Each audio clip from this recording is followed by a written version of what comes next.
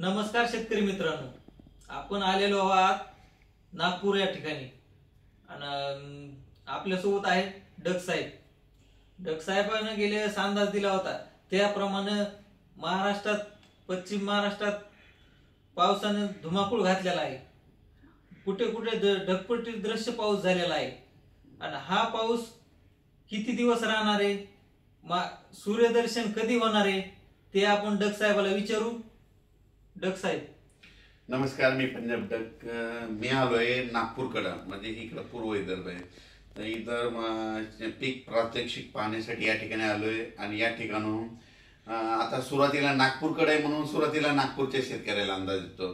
तर हे पूर्व विदर्भामध्ये येते। तर नागपूरच्या शेतकऱ्याला अंदाज सांगितलं होतो की आज आहे 15 सप्टेंबर 2025।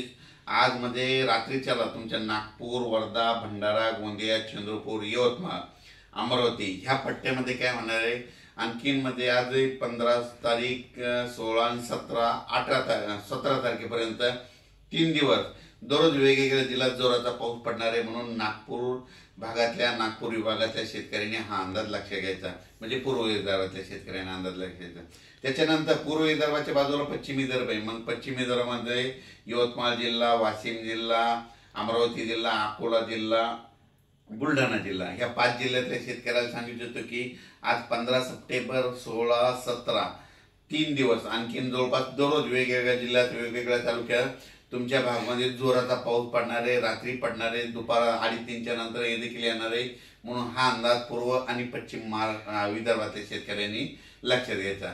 आणि सगळ्यात महत्वाचं काय झालं की आता मराठवाडा, पश्चिम महाराष्ट्र आणि उत्तर महाराष्ट्र, आता काय झालं की म्हणजे ह्या 2 दिवसापासून मराठवाड्यात तर पावसाने इतका धुमाकूळ घातलाय। मग मराठवाड्यात काय परिस्थिती राहणार तर तुम्हाला सांगू इच्छितो। हे परतीचा पाऊस आहे। मी म्हटलं होतं ना, परतीचा पाऊस काय होतो, जे भाग सुटला ना तिथं झोडपून काढतो। मग कोणता भाग सुटलेला होता, अहिल्यानगर सुटलेला होता, बीड जिल्ह्यातला काही भाग सुटलेला होता, कडाष्टीचा काही भाग सुटलेला होता। तर त्या भागाला आज देखील खूप पावसानं झोडपिलंय। आणि मराठवाड्यातल्या शेतकऱ्याला खास करून आज सांगतो की आज आहे 15 सप्टेंबर, 16, 17 आणि 18 आणखी 4 दिवस मराठवाड्यातल्या सगळ्या जिल्ह्यामध्ये दररोज वेगवेगळ्या तालुक्यात, वेगवेगळ्या भागात, वेगवेगळ्या गावात असा जोराचा पाऊस 4 दिवसात पडणार आहे। आतापर्यंत तुम्ही पाऊस इतका कधी पडलेला नाही पहिला, असा या 4 दिवसात पाऊस काय होणार आहे। म्हणजे सांगायचं झालं तर नांदेड जिल्हा, हिंगोली जिल्हा, परभणी जिल्हा, बीड जिल्हा, लातूर जिल्हा, जालना जिल्हा, संभाजीनगर आणि धाराशिव जिल्हा ह्या जिल्ह्यामध्ये काय होणार आहे मराठवाड्याच्या, म्हणजे आज 15, 16, 17, 18 4 दिवस खूप जोराचा पाऊस पडणार आहे। त्याच्यानंतर 18च्या नंतर 19च्या नंतर काय होईल, थोडं म्हणजे उघाड भेटणार आहे 19 पासून। पण उघाड जरी झाली तरी काय होणार आहे, मराठवाड्यात मात्र स्थानिक वातावरणातून जवळपास 21 तारखेपर्यंत, 21-22 सप्टेंबर पर्यंत थोडा भाग बदलत पाऊस पडणार आहे। म्हणून हे अंदाज लक्षात घ्यायचा। पण 18 तारखेच्या नंतर पावसाचा जोर मराठवाड्यातल्या ओसरणार आहे। पण स्थानिक वातावरण तयार होऊन काय होतं की म्हणजे 19, 20, 21 पर्यंत मराठवाड्यात पाऊस राहू शकतो। म्हणून मराठवाड्यातल्या शेतकऱ्यांचं ज्यांचं सोयाबीन काढायला उडीद काढणं चालू आहे, तुम्ही काय करायचं, दुपारी 2 पर्यंत काढायचं, वरी ढिगल मारायचा, 1 घंटा वाळलं की झाकून ठेवायचं। अशी परिस्थिती केली तर तुमचं सोयाबीन उडीद हाताला लागेल। त्याच्यानंतर आपण काय करू, पश्चिम महाराष्ट्राकडे पश्चिम महाराष्ट्राकडे सोलापूर जिल्हा, सांगली जिल्हा, सातारा जिल्हा, कुडाळ ते म्हणजे सातारा जिल्हा, अहिल्यानगर, नाशिक जिल्हा ह्या पट्ट्यातल्या शेतकऱ्याला सांगू इच्छितो की पश्चिम महाराष्ट्राकडे आज म्हणजे 15, 16, 17, 18 4 दिवस दररोज वेगवेगळ्या भागात, वेगवेगळ्या गावात, वेगवेगळ्या तालुक्यात जोराचा पाऊस पडणार आहे, विजेच्या कडकडासह पडणार आहे। म्हणून हा अंदाज लक्षात घ्यायचा। म्हणजे विजा अशा असतील की ह्या विजा कडकड वाजणार नाहीत, असं वेगळं असं बँडचा जसा आवाज येतो ना तशा विजाचा आवाज येईल। म्हणून तुम्ही काय करायचं, ह्या 4 दिवस जरा सतर्क करायचं। म्हणजे पश्चिम महाराष्ट्रात देखील जोराचा पाऊस पडणार आहे। जोराचा पाऊस पडल्यामुळे काय होणार आहे, नद्याला पाणी येणार, नद्याला पूर येणार। त्याच्यामुळे मांजरा धरणाचं पाणी सोडावं लागेल, माजलगावच्या तळ्याचं देखील पाणी सोडावं लागेल। त्याच्यानंतर पुण्याकडे पाऊस पडणार आहे म्हणून खडकवासलाचं पाणी सुटेल। त्याच्यानंतर ते पाणी तिकडे खाली सांगलीकडे जाईल, नद्याच्या पाण्याच्या पातळीत वाढ होणार आहे। म्हणून सातारा, सांगली, कोल्हापूर, सोलापूरच्या शेतकऱ्यांनी हा अंदाज लक्षात घ्यायचा। आणि पुणेकरांनी देखील आजच बघा तुम्ही 15 तारखेपासून तुमच्या तिकडे जोराचा पाऊस सुरू होणार आहे। म्हणून हे पुणेकरांना देखील अंदाज लक्षात घ्यायचा। म्हणजे पुणेकरच नाही तर सांगायचं झालं तर पश्चिम महाराष्ट्रातल्या सगळ्या शेतकऱ्यांनी 15, 16, 17, 18 4 दिवस जोराचा पाऊस वेगवेगळ्या भागात पडणार आहे म्हणून हे अंदाज लक्षात घ्यायचा. आता त्याच्यानंतर आपण उत्तर महाराष्ट्राकडून, उत्तर महाराष्ट्रातल्या शेतकऱ्याला सांगू इच्छितो की नाशिक जिल्हा, इगतपुरी, त्याच्यानंतर नंदुरबार, धुळे, जळगाव तुमच्याकडं म्हणजे उद्यापासून 16, 17, 18 म्हणजे 16, 17, 18 आज देखील 15ला देखील आयात पाऊस आहे, पण 16, 17, 18ला नंदुरबारकडे तिकडे पाऊस जाणार आहे. म्हणून उत्तर महाराष्ट्रातल्या शेतकऱ्यांनी, चारही जिल्ह्यातल्या शेतकऱ्यांनी हा अंदाज लक्षात घ्यायचा. आणि हा परतीचा पाऊस आहे आणि परतीचा पाऊस काय करतो, सगळ्याला झोडपून काढतो म्हणून हे लक्षात घ्यायचा. याच्यानंतर आता हे झालं परतीचा. मग याच्यानंतर परत शेतकऱ्याला माझी विनंती आहे की तुम्ही काय करा, 18च्या नंतर काय काय भागात थोडं उघड भेटणार आहे, पण त्याच्यानंतर काय होणार आहे, 24 तारखेच्या नंतर म्हणजे 25, 26, 27 तारखेच्या दरम्यान परत राज्यात पावसाचं वातावरण तयार होणार आहे म्हणून हे देखील अंदाज लक्षात घ्यायचा. पण सर या 18च्या नंतर या 2-3 दिवसाचा जो 5 दिवसाचा कालावधी त्या दिवसात सूर्यदर्शन राहणार का?